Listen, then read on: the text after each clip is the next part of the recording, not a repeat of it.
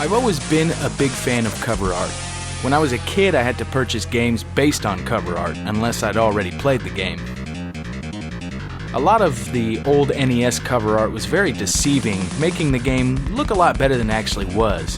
Sure, you could turn the box over and see a few screenshots, but being a dumb kid, I'd still be hoping the game would be great. Cover art also changes by region. Japan, Europe, and North America sometimes have very different cover art for the same game. Today I want to take a look at some different covers for some of my favorite games. Street Fighter II was always one of my favorite series of games. Little did I know as a kid that over in Japan they were looking at a completely different cover than I was. I like the detail on the US version a bit more. I like that it looks like an actual back alley battle is taking place. Not to mention I had a poster of the art on my wall back in 1993. It just still looks so badass to me. The Japanese version isn't bad, but it kinda looks like Blanca's eating a 2x4. Street Fighter II Turbo is a bit of the same for me. I think the Japanese version looks a bit better this time around, but I still gotta lean towards the US version. I just love the art style, and I used to dream of in-game graphics being that good one day. Special Champion Edition hit the Genesis/Mega Drive, and the Sega fans were finally given a chance to experience the series at home. The American version looks awesome. I always was a huge Guile fan, but also a bit of a Bison fan too, so this cover always stuck out to me. And even though I had Street Fighter II and Street Fighter II Turbo on the SNES already, I wanted this game strictly because of the cover. Unfortunately, I never saw the Japanese art as a kid. It's a shame too because it's pretty incredible. Bison looks absolutely evil and menacing. For me, these are equally impressive covers.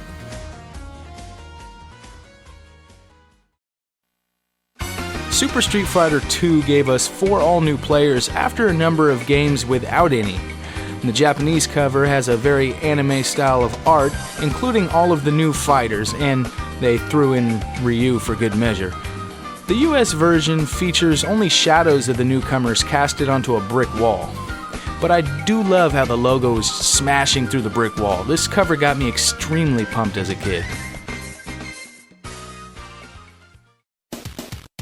Here in the US, a lot of people are familiar with the Hyperstone heist for the Genesis, but over in Japan it was called Return of the Shredder, and the cover art is completely insane. The turtles are wreaking havoc as Shredder watches over the battle off in the distance. While Hyperstone heist cover is definitely not as active, it still has some great art. I like the look of the city street scene and the shadowing of the turtles themselves. It looks great. SmackDown 2 Know Your Role features 2 pretty similar covers in the PAL and North American regions.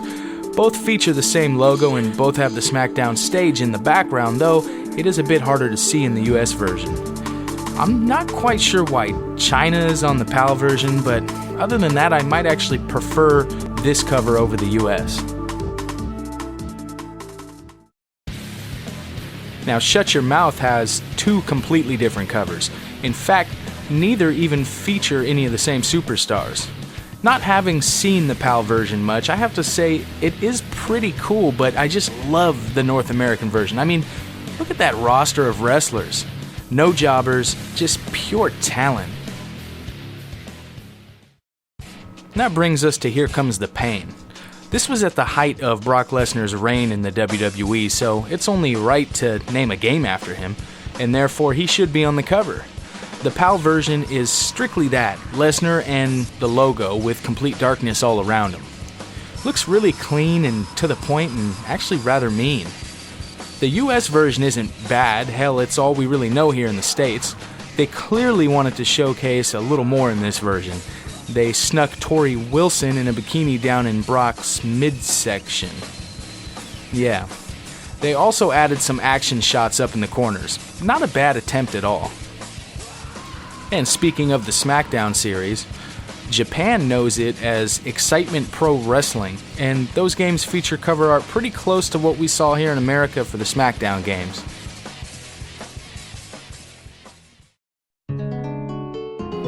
Ocarina of Time is one of my favorite games ever, and in my mind, the cover really only needed that classic Zelda game look. You know, gold background, Zelda logo, sword and shield.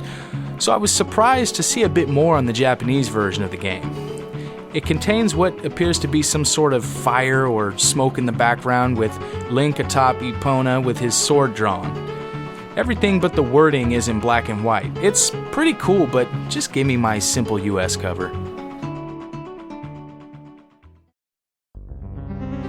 Super Mario World. Now, that's the only name I knew for it growing up, but in Japan it was known as Super Mario Bros. 4 Super Mario World. And honestly, I think this one wins in the art department. Look at all the action going on. It looks intense. The US version looks a little too simple, maybe even kind of boring. Not that that would stop anybody from buying the game. I mean, come on, it's Super Mario World. We all knew what we were getting when this game hit shelves.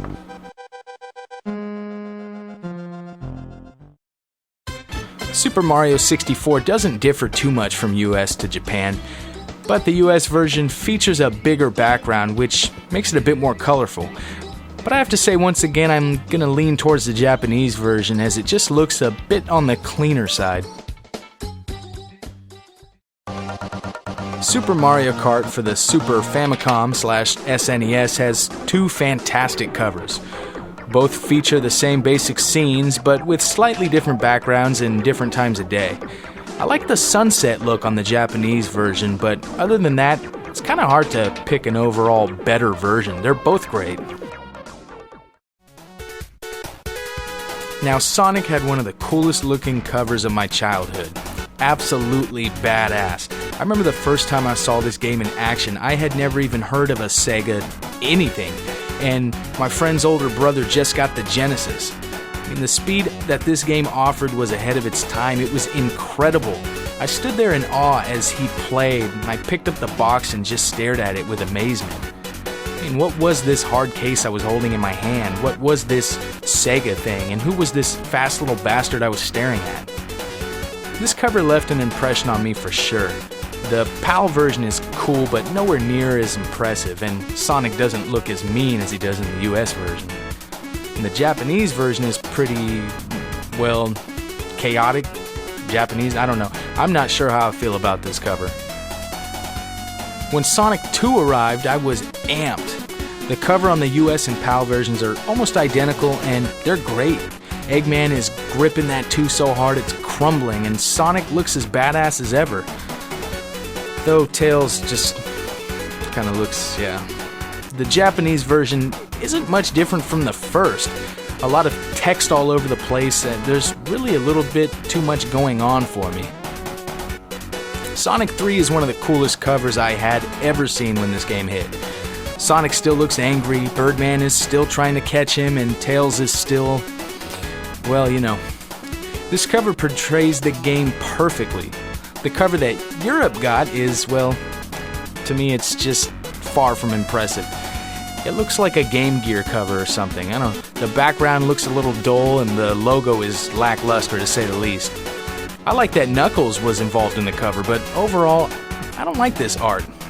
And Japan just did the same thing again with the hectic 90s artsy look, but hey, whatever works for Japan.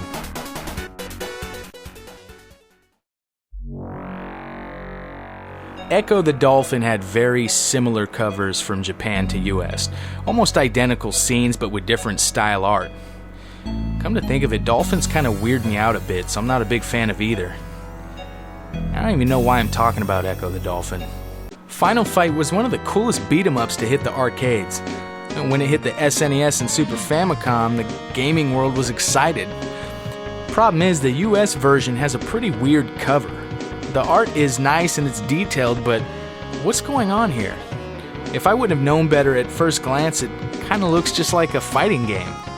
The Japanese version does a better job of portraying the beat-em-up. Now, the US version of Final Fight 2 does a way better job of showing off how great this game is. In fact, this is one of the coolest covers I've seen on the SNES. It really made me want the game the moment I saw it. And the Japanese version, on the other hand, is, I think it's just alright, but probably wouldn't sell me on the game.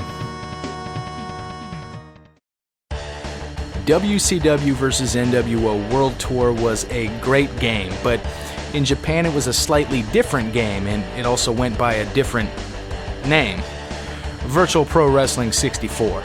Now, since they aren't 100% the same game, it's not really fair to compare the covers.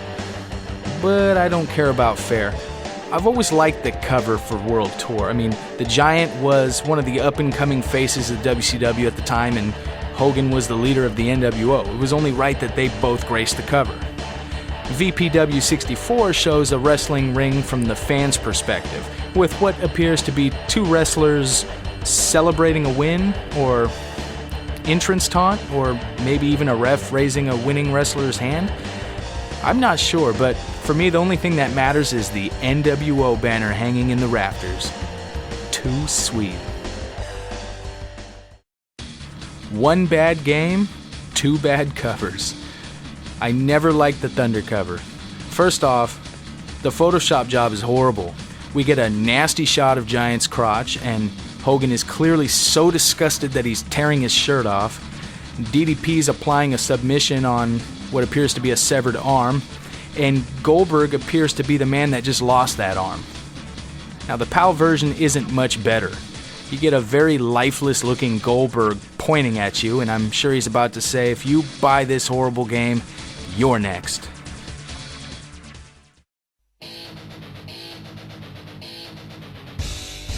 WCW NWO Revenge. You got the leader of each faction in WCW on one cover, which is cool. They're both pretty similar, though both covers feature the wrestlers in different poses. On the PAL version, Nash is sporting a Wolfpack shirt opposed to his wrestling gear seen in the US version. The US version also features smoke in the background opposed to the PAL version, which shows a match taking place between Eddie Guerrero and Dean Malenko. These are both pretty badass covers, but I really like the overhead lighting in the PAL version. That's about it this time around. I might do another video like this soon, but stay tuned. My review for WWF Raw on the Xbox is coming soon.